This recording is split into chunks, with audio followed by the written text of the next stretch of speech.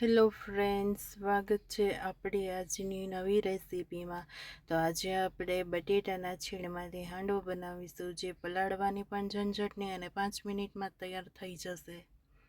Friends, મેં અહીંયા કાચું બટેટું લીધું છે અને એની છાલ ઉખેડી અને આપણે પાણીમાં રાખી દેવાના છે। અને ત્યાર પછી આપણે આવી ખમણી લેવાની છે છીણ કરવાની। ત્યાર પછી આપણે છીણ છે બટેટાનું એ પાણીની અંદર જ કરવાનું છે, એટલે કાળું નહીં પડે। તમે જોઈ શકો છો સરસ એવું છીણ આપણું છીણાઈ ગયું છે। તો આવી રીતે છીણી લેવાનું છે। ત્યાર પછી 4-5 પાણી આપણે ધોઈ લેવાનું છે છીણ બટેટાનું, જેથી કરીને બટેટા એકદમ સરસ સાફ થઈ જશે।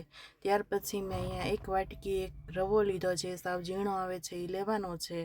અને ત્યાર પછી એક રવાની વાટકી સામે એક દહીંની વાટકી લીધી છે, જે મીડિયમ ખાટું છે।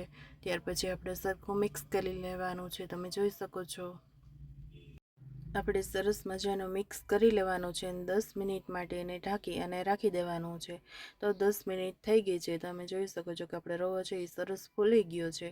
ત્યાર પછી આપણે બધા મસાલા એડ કરશું। તો મેં અહીંયા સૂકા લાલ મરચાંનો ભૂકો લીધો છે, 1 ચમચી એ નાખીશું એટલે સરસ તીખાશ આવશે।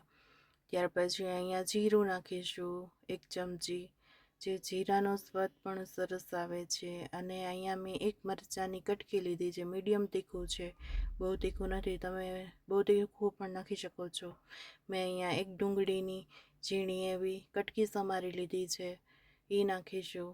ટમેટાની 1 ટમેટાની કટકી કરી લીધી છે, એ નાખીશું આપણે। ત્યાર પછી આપણે નાખીશું લીલા ધાણા। તમે જોઈ શકો છો કે આપણે બધો જ મસાલો નાખીને બનાવશો ને તો સરસ એવો હાંડવો થોડીક જ મિનિટમાં તૈયાર થઈ જશે। અને સ્વાદ પ્રમાણે મીઠું નાખીશું। હવે આપણે બધું જ મિક્સ કરી લેવાનું છે આવી રીતે સરસ। જો તમે આવી રીતે બનાવશો ને તો હાંડવો પરફેક્ટ રીતે બનશે અને સરસ ટેસ્ટમાં લાગશે। તો તમારી ઘરે જરૂરથી ટ્રાય કરજો। મેં અહીંયા ખાવાના સોડા અડધી ચમચી લીધા છે અને 4 થી 5 ચમચી જેટલું આપણે પાણી નાખવાનું છે, એટલે આપણો જે સોડા નાખ્યો એ સરસ આખા બેટરમાં મિક્સ થઈ જશે। અને ત્યાર પછી સરખું એવું આપણે મિક્સ કરી લેવાનું છે। મેં કઢાઈ લીધી છે, કઢાઈમાં આપણે 3 ચમચી જેટલું તેલ નાખવાનું છે અને એને ગરમ થવા દેવાનું છે। ત્યાર પછી આપણે અડધી ચમચી જેટલી રાઈ લેવાની છે અને રાઈને સરખી ફૂટવા દેવાની છે। અને અડધી ચમચી જેટલું જીરું નાખશું અને જીરું સરસ લાલ થવા દેવાનું છે। તમે જોઈ શકો છો કે અસલ રાઈને જીરું સરસ ચડવા લાગ્યું છે। અને અહીંયા અડધી ચમચી જેટલી હિંગ નાખી છે, હિંગ નાખવાથી સરસ ટેસ્ટ આવે છે।